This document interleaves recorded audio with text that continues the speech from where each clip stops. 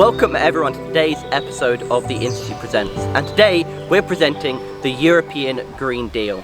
Now this is a topic that's been suggested by you, the viewers, so thank you very much for the suggestion, and if you have any ideas about topics, please do put them in the comments below. So the European Green Deal is an inclusive growth strategy by the European Union to make the EU a climate neutral continent by 2050, with all the implications that has in mind. Now this is an attempt to fulfill its Paris climate change agreement conditions and is aimed at firstly reducing the carbon emissions of the EU by 55% by 2030 and achieve true neutrality by 2050. This will require a huge range of policies to be implemented, from a climate change law that was recently agreed upon, that we'll talk about later, to a farm to fork initiative, reducing pesticides and chemicals in our food that we grow in the EU, and reform of a huge amount of policies from construction to transport to even the trade we have across the world. Now this is very evocative of the New Deal by Franklin Roosevelt just before World War II in the US, and is very much seen as a similar all-encompassing set of policies that seeks to really change the EU for all of its citizens. Now follow us today as we'll talk a little bit about the EU itself, what it's doing, and then some of the implications this will have not only for countries of the European Union, its citizens, but also around the world and for the neighbours who share very much a lot of the EU's commitments in this and a lot of the issues that might happen if we don't tackle climate change properly. And so now we want to discuss a little bit about what the European Commission itself is doing to implement the European Green Deal. Now, running the European Green Deal, we have Executive Vice President of the European Commission, Frans Timmermans. Now, Frans Timmermans used to be the Foreign Minister for the Netherlands, and he's been very active in European politics for many years now. Before the von der Leyen Commission, he was also in the Juncker Commission, dealing with lots of rule of law issues, where he combated quite frequently with the Polish, and this is something we see recurring, actually, in a lot of his debates over the Green Deal. He's also the Commissioner for Climate Action, and has helped try to push a lot of the EU's actions in making itself climate neutral by 2050. Now, the Green Deal, as we mentioned before, is a huge raft of policies, from biodiversity to methane regulation to shipping regulation. There's a huge amount that goes into the policies that make up the Green Deal. Indeed, it's a package, not just one singular item. However, one item that was agreed on recently that we want to discuss here is the Climate Law Initiative. Now this is an initiative to enshrine in European law the requirement to reduce greenhouse gas emissions by 55% by 2030, on the way to reducing them and making Europe climate neutral by 2050. This deal was clinched relatively recently in April, on the 20th of April 2021, after a negotiation lasted till 5 AM and helped preface a meeting in the United States to deal on wider climate issues. Now there's lots of pushback on the specific figures, but we do have this proposed climate law which is going to help frame, legally at least, a huge amount of the Commission's policies for pushing the European Green Deal. The European Commission has promised to use a third of the Next Generation EU Recovery Fund, that's 1.8 trillion euros, for items contributing towards the Green New Deal, and across the next 7 years a lot of its budget is also going to be put in order to make sure these policies are implemented and at the end of the day actually seek implementation and effectiveness in their member states. It's not all rosy, however, and there is still a lot of pushback and disappointment.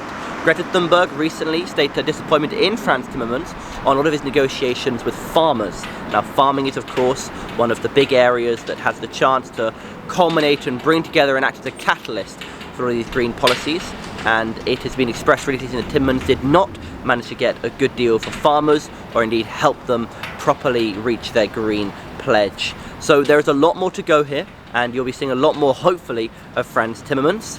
In the meantime, since the Green Deal was announced in December 2019, there has been a raft of packages. Almost every week, every month, there's a new package, a new section of legislation coming out. Clean drinking water was recently one that was addressed. And here in July, on the 14th of July 2021, we have the next step, which is the road to 55.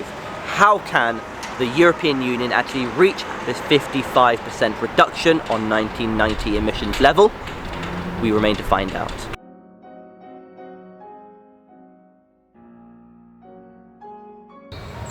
Now, what are some of the implications of the European Green Deal on the EU itself and its neighbours?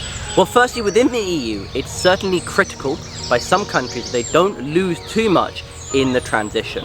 Now, for this reason, the Just Transition Fund is so important, and indeed some reports show that Poland, for example, might lose 41,000 jobs out of its coal industry or its more carbon-emitting industries, along with other countries like Bulgaria and Romania that also seek to lose thousands of jobs out of some of the new measures proposed. In terms of shipping and trade, it is possible as well that a focus on conditionality inherent in the Green Deal will mean that there will be a slower agreements made, slower trade happening, but all of this hopefully pales in comparison to the benefits of the Green Deal itself. For citizens as well, the Commission is very important in highlighting the fact that it will deal with a better environment, better living conditions that have stagnated over this COVID pandemic. With the Recovery Fund as well, that's also encapsulated within a lot of the Green Deal, they seek to build back better, which is of course the name of Joe Biden's policy of building back better with a lot of the green new jobs. And you find in the US as well other policies for a Green New Deal which are very evocative of the aforementioned Roosevelt's deal and of course Europe's current Green Deal. Now, with the neighbourhood, this does have lots of implications as well, especially for some immediate partners such as Russia and Turkey and many North African states too. Because many of these countries, which encapsulated as a whole have a higher production of carbon emissions and a higher population, because they rely quite heavily on this, if the EU and if the Green New Deal does make a situation where the EU is only focusing on green policies and cooperation, then it could lead to stigmatized relationships between some countries. Russia especially, as a net exporter and a very important exporter of energy to the EU, might suffer and might react in these consequences. It seeks the security of supply, which the Green Deal might actually remove for Russia and its markets. Now, with states who are currently negotiating to enter the European Union, this can have some implications as well. For example, much stronger conditionality on green policy can be difficult for some countries who are already finding it difficult to transition into a fully fledged market economy. Georgia, for example, which is planning to start its negotiations soon, will admit that it will have to deal with a lot more of green energy and green policies that were not foreseen when it thought of negotiations years before. That's just some of the implications that might happen with some of the neighbours with the Green Deal, and indeed it's important to see how all of these are going to plan out. The Commission can come out with as many plans as it has, but unless these aren't implemented properly by countries and by member states, then it's difficult to say exactly where it's going to go. Now, certainly the emissions trading forum, which is going to be established, is going to be a big factor in the relationship between them, and all the carbon trading mechanisms and credits that plan on linking to a global network of carbon trading are going to have an effect as well. But again, we remain to see exactly how this all materializes. Either way, the impetus to really work with this Green Deal is already quite surprising for many neighbours and partners, and will definitely shape relations and foreign policy in years to come. That's all for today. Thank you very much for watching the Institute Presents, and we're very happy and hope you enjoyed watching us. Again, if you have any other suggestions for topics, please put them in the comments below, and otherwise please do share the video, like it, and do follow the rest of our social media. We have LinkedIn, Facebook, Twitter, our podcast, and all the relevant details. Thank you very much for Napisa Subanatat for producing this episode, and thank you very much to the whole team who help us look at some of the research and write it here.